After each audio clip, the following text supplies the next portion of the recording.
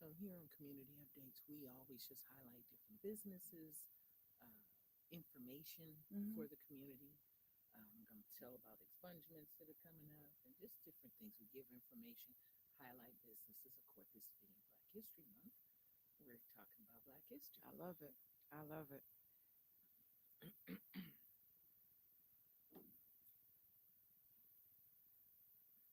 Good evening, and thank you for tuning in to Community Updates.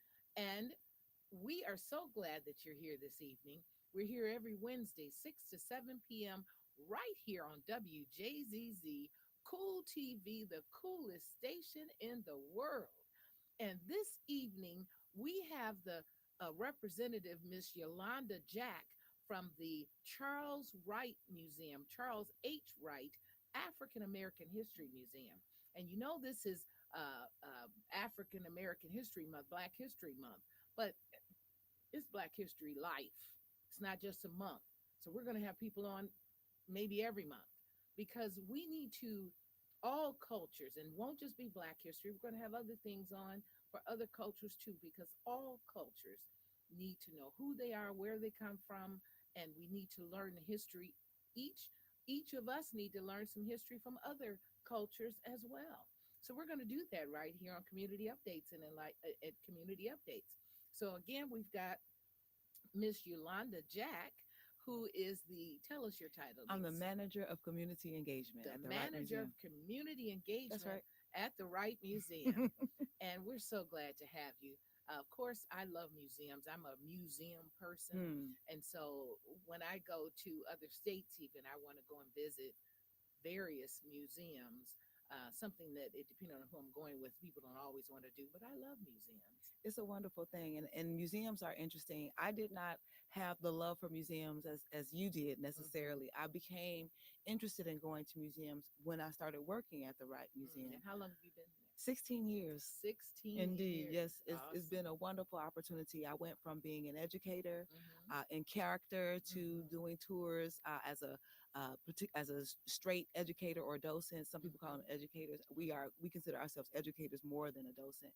Okay. And then I worked more focused on public programming, specifically the programs that connect to the culture, like Kwanzaa, Hmm. Juneteenth, etc. And so these are the ones that really help me feel really connected not only to the history and what's going on right now through that historical celebration, but as a way to remember the significant imperatives that our ancestors and our forebears were dealing with and how they had to navigate the world that they lived in 100 years ago, 50 years ago, 5 years ago.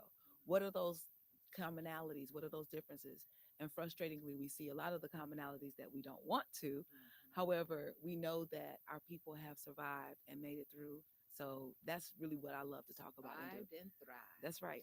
And the resilience, the genius, the magic, the beauty, the struggle, Yes. the ability to be determined in the face of everything being against you. This is what I have come to really appreciate in our history. And because I came in as an educator in character, I was really an actor. Hmm.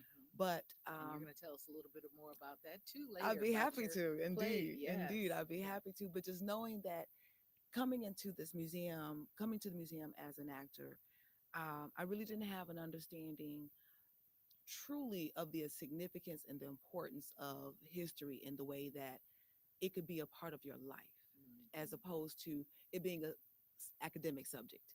That Yes. was my connection to history up until that point. It was a class that I had to take. It was a lot of memorization of dates of old white men and rich white men and this king killing that king and this emperor taking over this land. And it was never, I didn't see myself.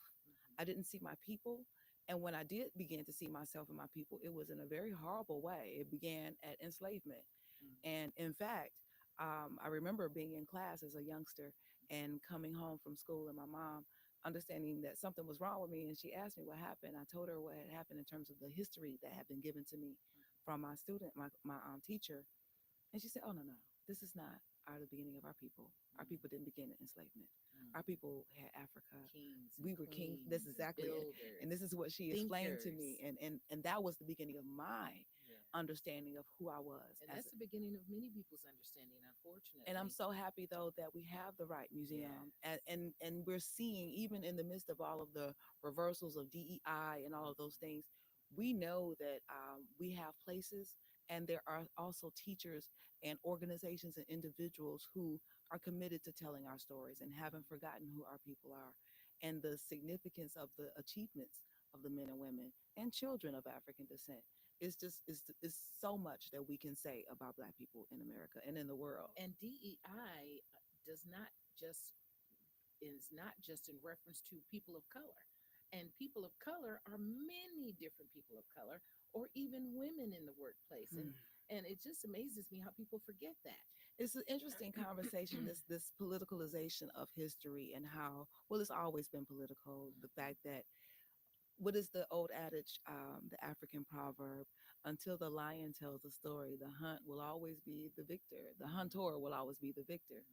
And that's an interesting way of considering how we tell our narratives and who tells our And we narratives. need to be telling our own Absolutely. narratives. How Absolutely. many times throughout history do we see other people telling our story? Well, I can appreciate them maintaining some history Hmm. and telling the stories. Hmm. Thank you for that.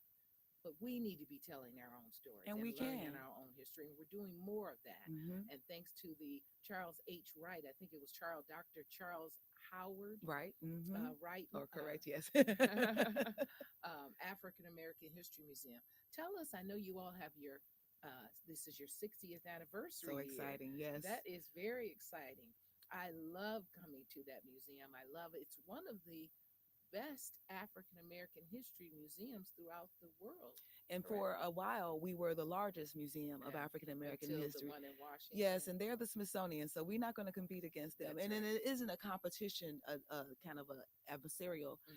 We encourage people when they were building the Smithsonian Museum, the African American History and Culture there in DC, they came to the Wright Museum. They saw how we displayed our works and the objects and talked about the narrative and the story. And they were thinking about and considering how they involved or incorporated aspects of the storytelling, the narrative. And so when you go to that building, there's a way that you incur and experience some of African and African American history and the understanding of life here in the United States, but also prior to. But I love that in our museum, you really do get a centering of understanding that American people of African descent have a whole continent. There are cultures, there are countries, there are regions that are similar and dissimilar. There are there's so much, there's so vast, many opportunities. You can spend your life learning about the continent of Africa and not know everything, from the food to the dance to the music to the innovations, to just, there's so much. And so that the And the ability, differences in the oh people man, in the areas in different regions, yeah, and they look different.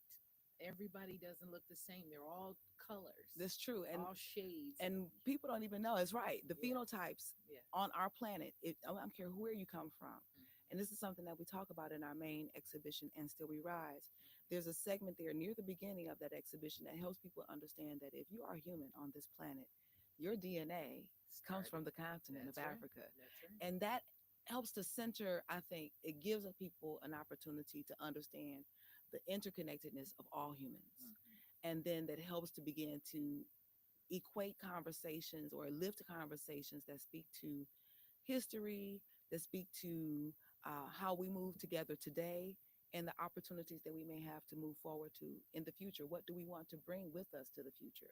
What Mhm. do we want to leave behind from the past? Mhm. And I think that that concept of Sankofa, although it might not be, that word may not be spoken every day, I know that that consideration, the understanding of Sankofa is reverberates throughout the museum, especially in the learning and the education department where I work. Explain, tell us about Sankofa. Oh A my lot of people goodness. might not know what that is. They've Happy to heard do it. so. It is from, there's a concept that comes from West Africa. That Mhm. there are adinkras that connect to that particular concept of Sankofa. One symbol, the Adinkra people, the Akan people, created the Adinkra symbols, and they are in West Africa. You'll see most of the times there'll be a bird that will have her neck bent back, picking Mhm. up an egg off of her back. Mhm. The idea is that you're going back to get what this future is, the egg, of course, is the future, but she's bending backwards to pick this thing up. The idea is that what happened in the past helps us to get to where we are. And where we are now, we can understand from what happened in the past, what benefited, what was negative. How do we move from where we are towards what we want to see in the future?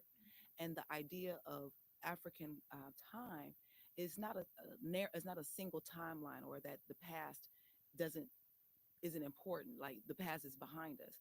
The past can come back. We've seen it in our lives, fashions, different types of trends that my grandmother, when she was alive and when I was a little girl, she said, "Oh, baby, we did that when I was a young child." And What goes around comes around. They don't the, change. this They might be away for a while, but they come right back around. and what's the other sentence? There's nothing new under the Nothing new sun. under the sun. And that idea is something that Sankofa speaks to. And so we have an understanding, an opportunity, and perhaps even a responsibility to consider our past, to bring to what we want from the past to our present, or to understand how we got negatively from the past that we are here now. How can we solve these issues? How can we move forward? And is that an opportunity to build with partnerships with amongst ourselves, with other people, other ethnicities? We are one human race. And for me, it certainly helps me understand that in that place, in that exhibition, that one place where I don't care what part of the planet you are from, whether your ancestors come from Asia, the the European countries, or wherever, we have that tie to Africa, but that also connects us all to one another, whether you are African or not. This is our world. And that speaks to what Dr. King talked about in terms of the World House and the beloved community. So this ancient history isn't so ancient because it's what we're dealing with right now today. That history hasn't gone away.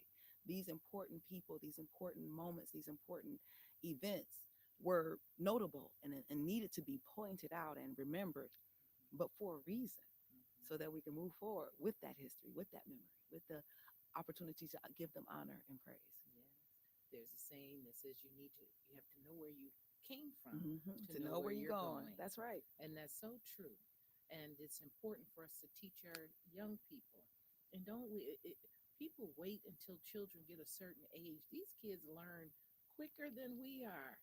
Start teaching them from the time they're in the womb, Absolutely. talking to them, whatever it is you want them to learn. That's right. That's right. Start teaching them while they're in your belly. Sing the Start talking songs. to them while you're there in your belly. They can hear you. And then keep teaching them when they're little, when they're first born, when I remember teaching my son when he was a baby. He came out of water, and we had a pool. Hmm. And so when he came out, it was September.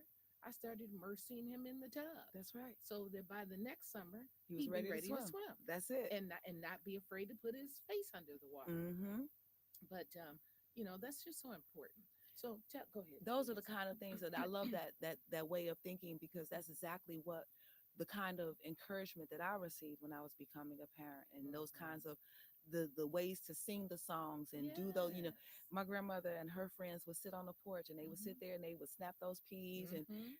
they grew that food though, and Mhm. that comes from a history. I mean, just so many ways that we can connect to history. It's not always a drudgery of reading a book or Mhm. learning some. Telling stories. Yeah, singing the songs. What are those Singing dances? songs. You Yes. go to the family reunion and there's always an auntie or uncle who remembers the old dances. Uh-huh. That's history. That's history. Those are the songs, those were the moves, and we see that come back.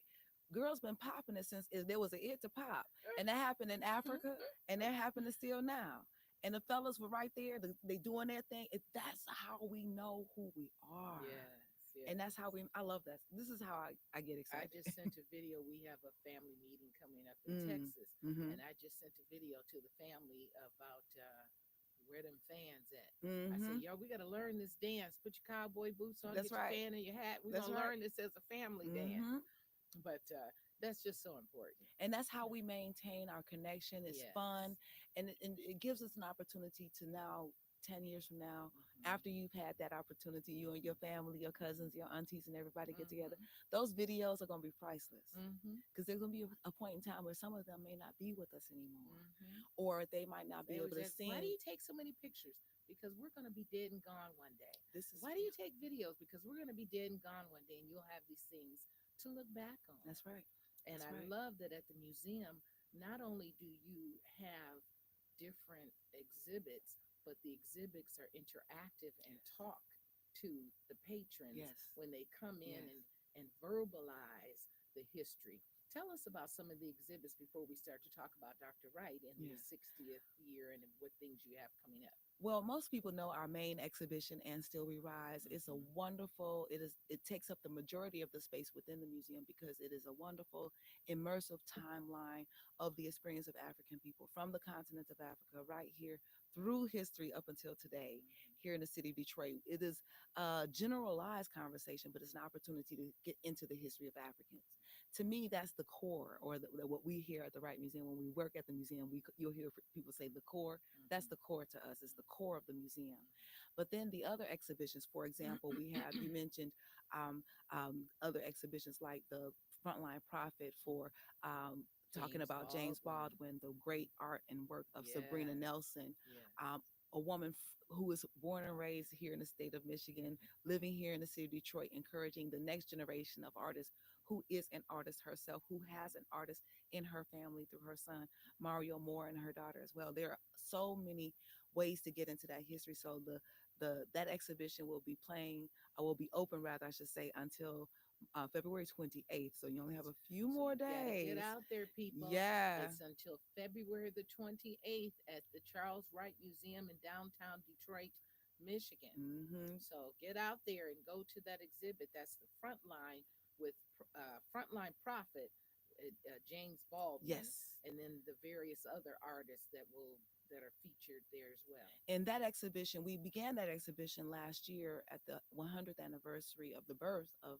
James Baldwin, thinking about him being 100 years old and all the great things that we grew up learning and reading about James Baldwin, the plays, the novels, and just the significance of what he was talking about in terms of our country and who we are as Black people, and how even as a man who wrote about this country, who I think really loved the United States, he didn't find an opportunity to get successful or to really get clear enough to write those stories until he left as an expatriate in Paris. So I think And that I think by he was then able to look and say, okay, this is he had a what's good, really going on. He yeah, could look, he had come out of the muck and the mire, so to to be speak, able to get to some be able to get perspective. some perspective, True. yes, and share it for us. And he even speaks to that. And so Mhm. when you go into that exhibition, you get that understanding, but you also see it from Sabrina's eyes, how she painted the portraits of this man in his life, and how these stories, these ideas, this strong belief in the possibility of the United States of America in one individual, but that it went across the planet. These understandings of Black people experience in the United States at the time where he was alive. So I think that that exhibition is an excellent exhibition to come and kind of get into the Black history of it all. But then there's also the I. Charles Wright exhibition, which features, of course, the founder of the Charles H. Wright Museum. We love this exhibition. It's And a we've got some pictures. We've got a mm-hmm. picture of Charles H. Wright and Dr. Wright back in the Dr. day. Wright, yes, who was a physician. Yes, an obstetrician and And he was gynecologist. your My grandmother's your grandmother's obstetrician. obstetrician. It's so many stories. In fact, one of the things that I love to do when I get a chance to talk with folks is That's remember, a wonderful rendering that we're showing of him yes, right now. That's an awesome picture. and this is it gives you an appreciation of not only the beginning of at the beginning and ending dates of the exhibition, and the fact that it'll be there for a full year, but the fact that we want to find a way to extend this exhibition so that there'll always be some aspect of the life of Dr. Wright, because he is history. Like the fact that he was an obstetrician and gynecologist who founded a history museum, but not only a history museum, an organization. He and Dr. Burroughs, who of course founded the DuSable Museum in Chicago, together they established an entity that is an African American Association, an association of African American museums that is still existing today. And there weren't that many black doctors in the 50s and 60s And when there he was weren't Black practicing. doctors. He found ways to get Black patients into hospitals here in the city of Detroit. His life is a history lesson. Like you could really understand American history as well as civil rights history through the work that Dr. Wright did I and his. think I was telling you I had a chance to meet him. Yes. I was actually taking the tour of the Underground Railroad at Second Baptist Church which is in Greektown in the Mm-hmm. city of Detroit. Mm-hmm. And who was the docent or the educator for the day? None other than Dr. Charles Wright. There were other docents and educators from around the world who were visiting, and I just happened to be there on the perfect day. How lucky. And, oh my goodness. And he took us around and he was talking. I got to, speak with him personally because he was very personable, Mm-hmm. very kind person, not haughty at all, And I very never down got to the chance earth. to meet him, but this is every time someone has spoken to me, because I never met him, but I did get a chance to meet his widow, the Dr. Roberta Wright, Mrs. Roberta Wright. I got a chance to I lived near her, in fact, and I got a chance to work with her from time to time on She different was a projects. beautiful person too. She went to my Absolutely. church. And so that's how I got to know how, because of her sweetness and kindness Yes, and open heartedness, I was able to learn in a more different level of intimacy how yes. Dr. Wright was. I got a chance to meet members of their family and their children, and just to see and understand. And many of their children are all doctors. Not all of Many of them, them, but they some of went them. into the medical Yep. community. Dr. Yes. Wright's daughter certainly did have different aspects of the medical trade in their careers, but also Dr. Roberta Wright's children have connected through the museum, the work and the understanding, the underscoring of the significance of the history. So you find that their work is all, their fingerprints are all in the work. So he started the museum in 1965, sure 1965 did. in a little trailer. In his home, I think believe it or not. It oh, he started out, started in he his started home. it in his home, in Okay. the, well, on Warren and Grand Boulevard where he lived. And a lot of people may remember this or may not know this, but in the film, the TV show that people might remember, the Cosby Show, Uh-huh. how Dr. Cliff would have his office on the lower level of the home. Right. That's how Dr. Wright's office was, similar in that it was Hmm. on the lower level. That was how a lot of doctors did. Bought those big And they homes, can and be they a, could be in one level and have mhm, their office in the other and level. don't have to go far to go to work, right? Exactly. And so similarly, Save Dr. some money. I expect that that was definitely in true. And so Dr. Wright's office was like that. And as Mhm. time went on, after he founded the museum, and I know that he would bring artifacts and objects to that office, because my father, being the first of my grandmother's children, spoke about how Dr. Wright would quiz him and show him different objects. Well, this is from this place, or young man, do you Oh. remember this? And so these are the things that Dr. Wright, this is how I understood that Dr. Wright cared about these children that he may not ever meet. Now, of course, Mhm. the children, the women who were pregnant in front of him, they were his patients. Yes. But he understood, I think, that those children would eventually have children, and they Yes. also would have children, History and that we carried need to on have a one place. generation to the next. Absolutely. And he understood the significance of that Yes. and was able to have the foresight, the fortitude, Mhm. and the creativity, and also just the heart and soul to put into place Mhm. and a place for people to go. Mhm. And I don't know that he knew that it would ever get this big, to be the Mhm. second largest museum of African American history in the world. Mhm. But In the world, I people, think he not understood just in the in the city city, or the in the nation. world. That's And right. guess where that world history is? Right here in the city of Detroit. That's right, because we are an international city of Exactly. importance. And I think he understood that people should come to a city like Detroit to Yeah. learn this important history. And before we show that picture and you tell us more, I want you to know something else that's right here in the city of Detroit. You're listening to us live right here on WJZZ, the coolest and the oldest jazz station in the world, right here in the city of Detroit. You can watch us streaming live. We're on live every Wednesday, 6 to 7 p.m., right here on WJZZ Cool TV. A lot of people say, is WJZZ back? Yes, it is back and has been back. You can go to WJZZDetroit.com and listen to jazz music all day long. So just check them out. But we thank you for tuning in right here, WJZZ Cool TV Community Updates Podcast, where we love building and making communities stronger by us connecting with one another, sharing what is going on in the community, sharing with people, not just this community, but communities around the world. So you might even have something that you want to be shared in whatever state or whatever country, whatever you are, and wherever you're watching. Let me know. You can give me a call at 248-238-4863. We would love to have you come on and share about some of the things happening in your community. So, again, you're tuned in right here on WJZZ, the coolest station in the world.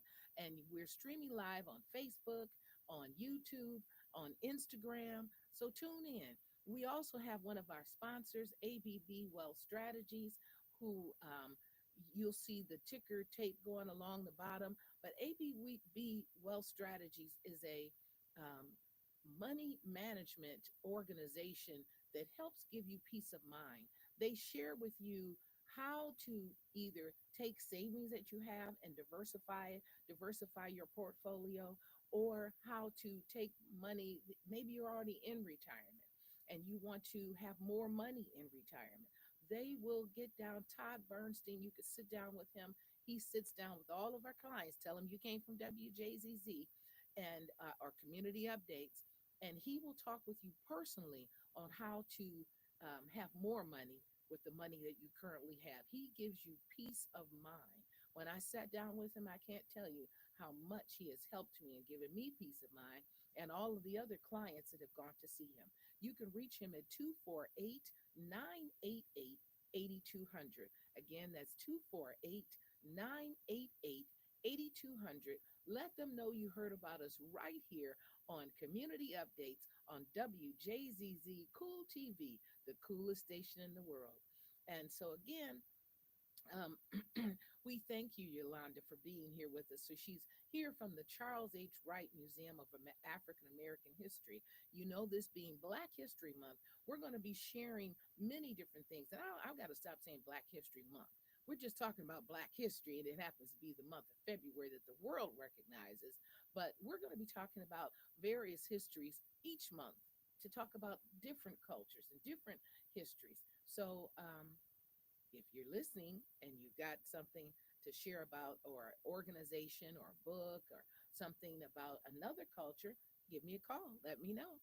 248 238 4863. Michelle White.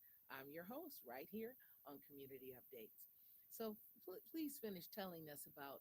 So the museum started in 1965 in Dr. Wright's home. Yes. He was a physician, Yes. and then they moved into, I think we have a clipping of the trailer Yes. that they had. Yes, indeed. Yes, we're showing that clipping now. So then they moved from his home into this trailer. Tell us about that. So he maintained the museum at the brick and mortar location, but he wanted to have more outreach, and so this trailer was established to go to meet to bring the history to the people where they were, as it were. Okay. And so that he would go around the city of Detroit, even into other states, like for example Ohio or Indiana. It's gone as far away as So that. traveling museum. It's true. And so because that was really an idea that was uh, kind of like what I'm sure people here remember, the swim mobile or the Hmm. bookmobiles. Or just the chitlin circuit. When people were musically They would go inclined, from they would city to go from city. city to That's city, correct. state to state, Absolutely. traveling. Absolutely. And so Hmm. that idea of really trying to spread the word and get the good word about this wonderful museum and the wonderful history. Dr. Wright, I wish I could remember the quote exactly, but I think as he understood being an obstetrician, he would see these children be born. And he said they would be beautiful and whole beings. And then maybe after they began school or after they spent some time in school, they had been beaten down by the systems around them and speaking negatively about their ethnicity or about their people of African descent. Just the fact that he understood that they needed a way to remember the beauty and their strength and their resilience of the ancestors and forebears. I think that idea helped me understand how caring Dr. Wright was Mm-hmm. and how thoughtful he was, not only about his own circumstance and what we were doing. And I think many people, perhaps of his generation, were much more considerate of the legacy that they leave behind. Not so much that it's um, a way to honor themselves, but as a way to Honor really, others inside yeah, the to really history. keep people to connect that Keep this is what people we're doing. Don't connected. forget this great stuff. Don't Yes. forget the work that's been done before, because it's so easy to forget history if it's not written down, if it's not you know, codified in some way, if it's not captured and held. And so there's so many times that I've been at a program at the museum, in the rotunda or on the stage, and people have spoken about those spaces as being sacred, almost as if it is a place that they want to come to commemorate and to feel the connection, the energies of these men and women whose names are on literally on the walls and on the And rotunda. it's such a It's so beautiful powerful. museum. It's so That powerful. museum, who was the architect? That These were black oh architects, my goodness, Harold it Varner is and Sims. beautiful. Oh, It's Varner, Varner and Sims. really? Yes, indeed. These Okay, were some of the first black I know the family. some of the first black architects to be certified here in the state of Michigan, Uh-huh. and really some of the first to have their own business as architects. So these are some of the people. Again, history on top of history on top of And it history. echoes and has a beautiful The sound when rotunda you're is so standing in resonant, the. isn't it? It's I love beautiful. it. I Yes. love it. I've gone to events there. I mean, you talk about that's a place where you could sing and it would just echo around. You should hear. I love it when the children come, and especially the little tiny tots, and they'll hear their voice, Uh and huh. and they want to hear that the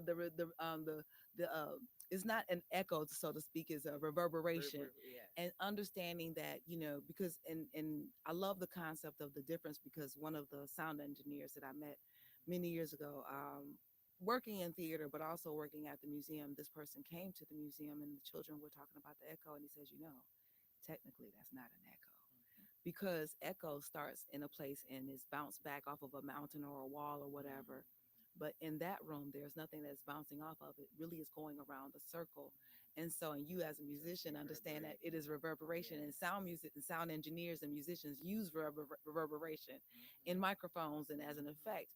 But to me, the history and the sound are similar in that we don't echo it. It's not just coming back at you. It doesn't lose its strength. When you have an echo, the Makes every it time sound stronger. it comes quiet back, quiet, quieter, Yeah. quieter. A reverberation doesn't lose that power. Yeah. It is there, and it stands on its own, and it is not going to be diminished Yeah. by time or by distance. And I think that that's true beauty of the history of Black people, because there are people who would love to see our history be diminished or downplayed, but you can't downplay or diminish something that is a fact. Our people have been here on this planet, not only from the continents of Africa, here in the United States, but building this country, I was gonna say establishing, we helped build it. and We to were the one me, putting the bricks and the mortar and the yes, digging the clay and everything mhm, and build and creating the and bricks, creating the and bricks. creating the rows where the corn and the cotton and the indigo and the sugar and the tobacco was being grown. And these were the people who were building and putting the instruments together in the factories, and they were the ones who were some of the first builders of cars and certain things like that. We understand that this is our history as Yeah. much as it is anyone else's, Yeah. and so you cannot take that from us. And it's important to everyone. It's important. Teach your children. Hmm. Don't just let your children go around and know a couple of names of, a few people of color. Teach them people that nobody's heard of. And I bought some of those urban intellectual little Card.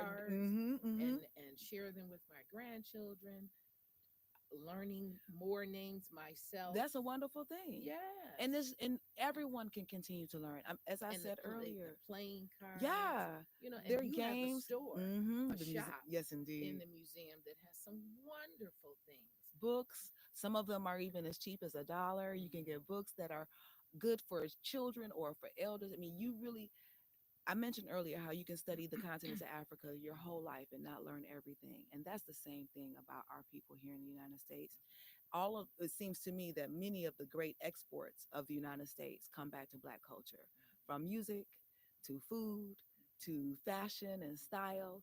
I mean, jazz, hip hop, Hollywood. I mean, so many things represent are We have a connected rich to. history. We're here, and so Yes. you can't. It seems that Black history being celebrated now, Black History Month, being celebrated since 1970, and just there being a regular celebration of Black history since 1926, Mm. almost 100 years of celebration of Black history in a real and official formal kind of a way, not as a way to separate Black history and put it above or more than somebody else, but as a way to not forget who we are and what we have done and how it is involved into Black history. Isn't an outside history, it is a history. It's Mhm. American history, it's Mhm. world history. Mhm. We just need to make sure that, like women's history, or there are so many ways that we can codify history, you know what I Yes. mean? Mhm. But it is human history, it's our history. And I love that we have an opportunity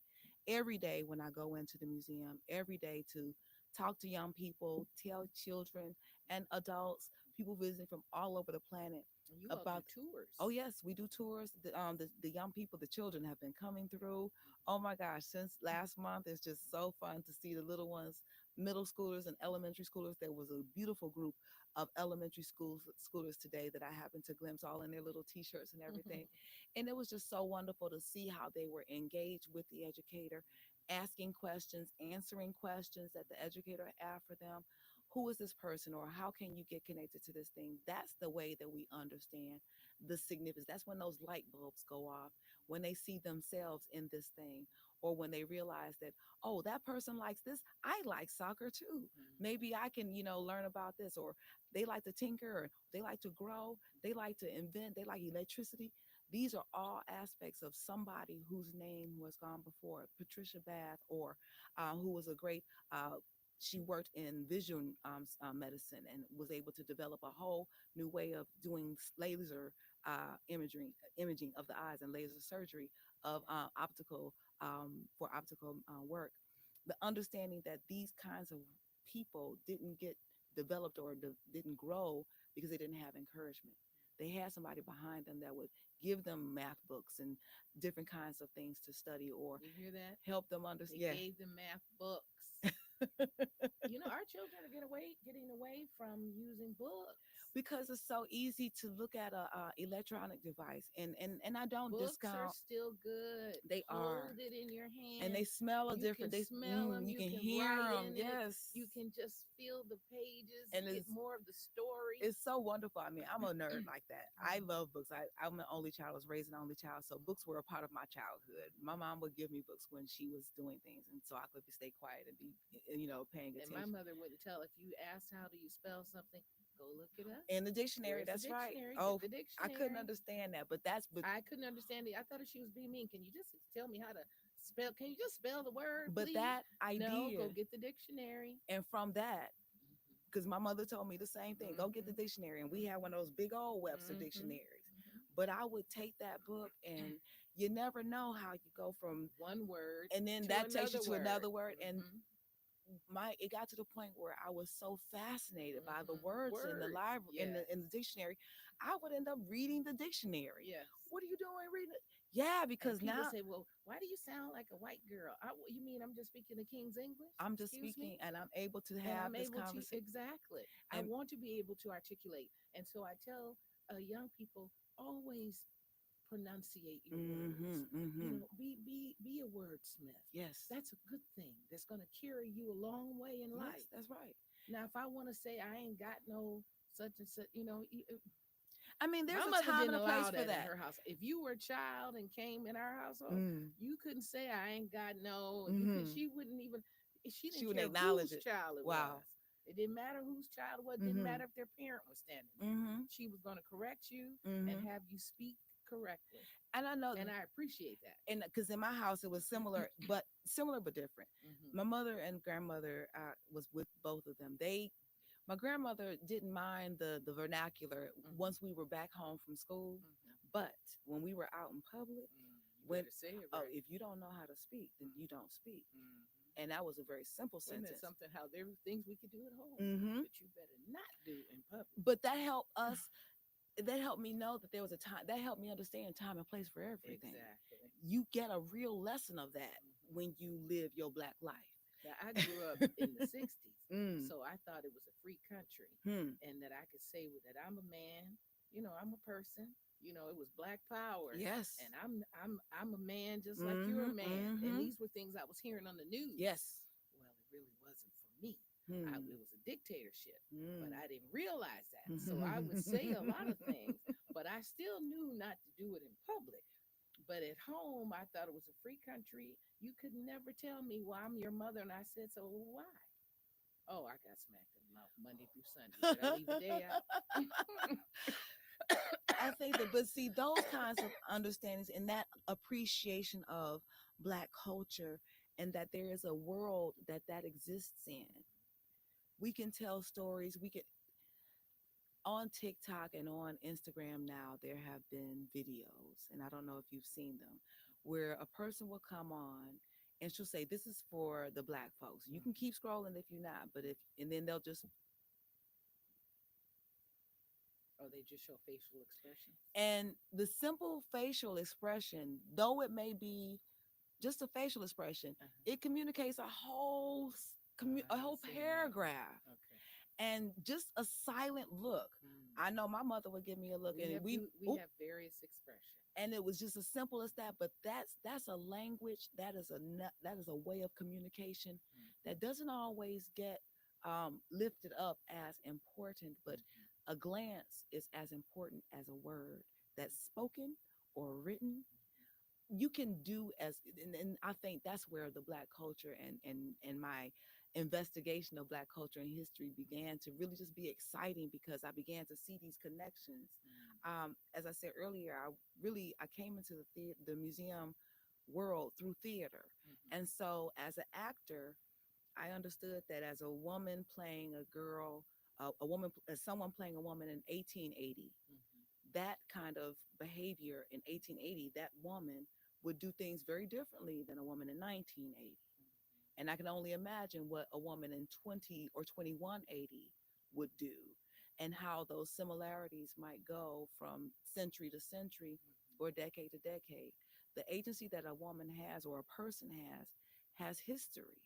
And so you can speak to and understand the significance of that history. And so that's how I got to understand how I did belong in history, and where I did begin to see myself through women like Ida B. Wells, or women like Madam C.J. Walker, or Harriet Tubman, or um, Clegg, Pearl Clegg, who is from Detroit and writing these great plays that have been seen on the East Coast and in Detroit and in the You South. just came back from New York doing a Just play. a few days ago, Tell us indeed. about that. So the show that we did, it was written by a professor at Wayne State University. Was based on work and history and research connected to the AIDS epidemic of the 1980s, and how people who were here in the city of Detroit um, navigated those very tough days of finding out that either they themselves had contracted the disease, or that they had a loved one or a family member who was dealing with it,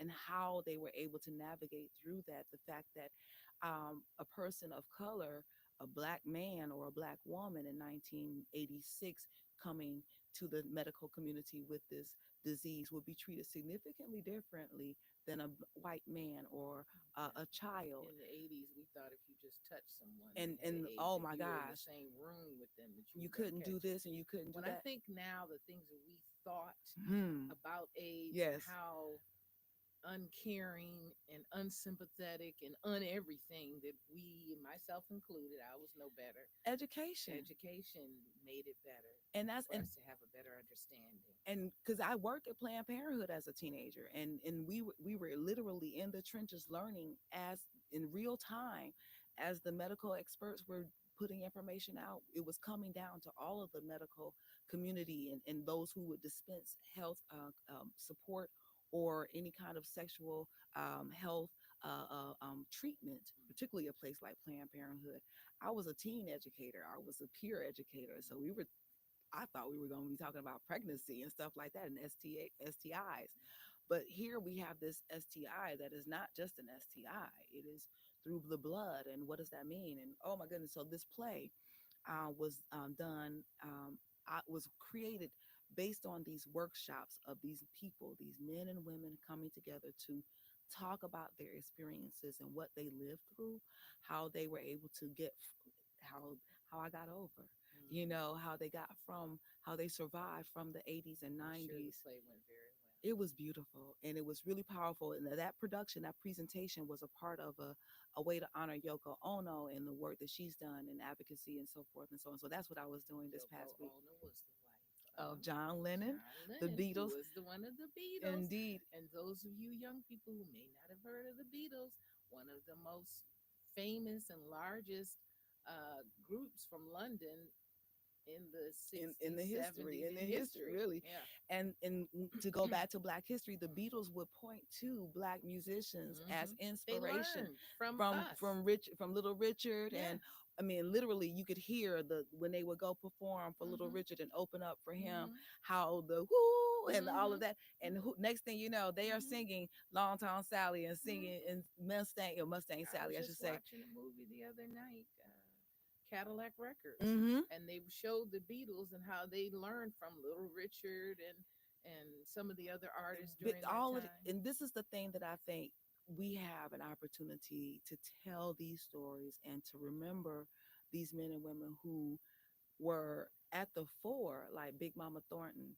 We're just now starting to hear her And name. she came out of the church Yes, and was one yes, of the largest, most famous guitar musicians, musicians of her time. of her time. And people don't even remember, not enough, I think people remember her name, or people like John Lee Hooker, who came from the Delta up to Detroit and helped to popularize the blues sound. And now we, we know that song. Mhm. And just to understand that that comes from a place, it comes from a time, and it comes from a opportunity to speak for yourselves, a group of people who were disenfranchised from the American dream, who had hopes and aspirations and wanted to see themselves in this place, but they couldn't for whatever reason. And speaking of the American dream, we're getting lower on time here, Mm. but tell us about the play you and your husband Oh, are starting or have started. One World Theater Company is a One World brand new Theater theater. Company. I'm so proud of it. It's been a dream in our minds for about 30 years. We've been married almost 30 years, so it's about that time. Thank you, Congratulations. thank you. That's Yes, indeed. accomplishment. And I celebrate it every day. Yes. But the fact is, we have established a new show. It's based on a African folk tale from Kenya, Mhm. called "Who's in the House," and it'll be performed in May 9th and 10th at the Alkiwalan We'll have to Village. have you come I'll back happily and come back. maybe have some tickets we can give Yeah, away and or show some of the so some of masks those. and Yes, have one or please two of the do. performers. I would happily come Definitely. back with that because Definitely. it's going to be a fun, You said fun, it's fun. going to be in May, Yeah, it'll be so May we'll 9th have and you 10th. come in the April and Awesome. we'll talk. I look forward to it. And so the idea is to, and similarly, what we're doing with One World is a Black theater company. He's from the Caribbean. I'm from Detroit. Mhm. But the thing that he and I found out that we were similar is that although he was growing up in this Trinidad and Tobago nation, and then he went from there to Grenada, just like me in Detroit, there were things that he did that were like we were in the same house, we were in the same Similar family, so similarities. very similar. And so we began to see so many commonalities, not only amongst the two of us, but amongst people all over the planet. And so we realized that One World is what we have, and all of these stories are ours. And we have an opportunity to display the pride and the hope and the love and the jealousy on the stage, and just the way that Dr. Wright was trying to chronicle and remember the great works of the men and women, not only of the 1700s, but of the 1600s, but of the 1900s.